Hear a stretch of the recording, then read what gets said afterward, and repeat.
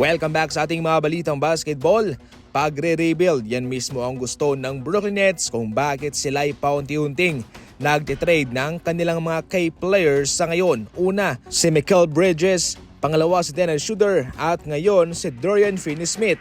Maraming nga ho ang nakapansin na tila ginagaya ng Brooklyn Nets ang OKC Thunder. Dahil sa ngayon, pagkatapos ng kanilang ginawang latest na pag-trade, mayroon na silang 31 draft picks sa susunod na 7 taon.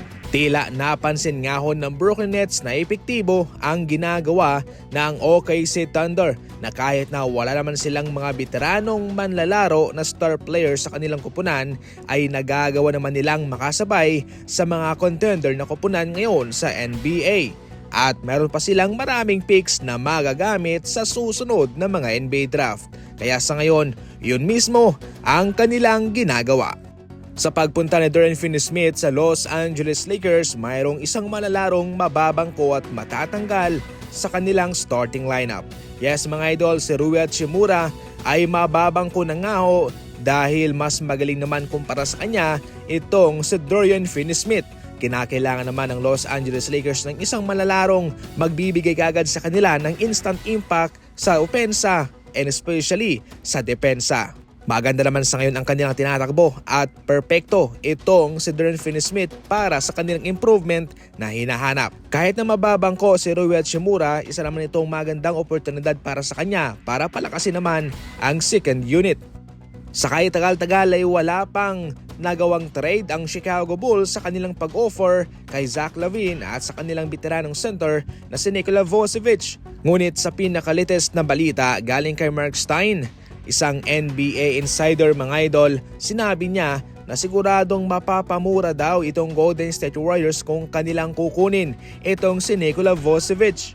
Ayon sa NBA insider na si Mark Stein, kahit nag-a-average ng 20 points and 9.9 rebounds si Nikola Vucevic sa kanyang 57% sa field and 45% sa 3-point line, mahihirapan do naman ang Chicago Bulls na makakuha ng isang future first rounder pick sa mga team ngayon. Kaya wala raw silang magagawa kundi ibigay na lamang ito, especially sa Golden State Warriors na marami namang maibibigay ng mga key players sa kanila. Sa sinasahod ngayon na 20 million ni Nikola Vucevic mga idol, pwede nga raw na magbigay ng combination ang Golden State Warriors na sina Kevon Looney, Gary Payton II, Kyle Anderson, Buddy Hield o pwede ring si Moses Moody. Sa kabilang banda, ito'y isang malaking sugal para sa Warriors kung ito'y kanilang i-consider dahil siguradong malaki-laki ang magbabago sa kanilang rotation.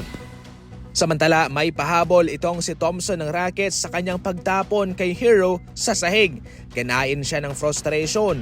Paano ba kasi talo sila? Pinangunahan ni Hero ang Miami Heat na mayroong 27 points, 6 rebounds and 9 assists kasama si Nikola Jovic na mayroong 18 points.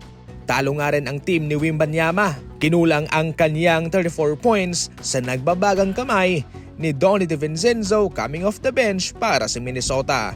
Iyan lang muna sa ngayon ng ating mga fast break balita and as always, maraming salamat po sa panonood.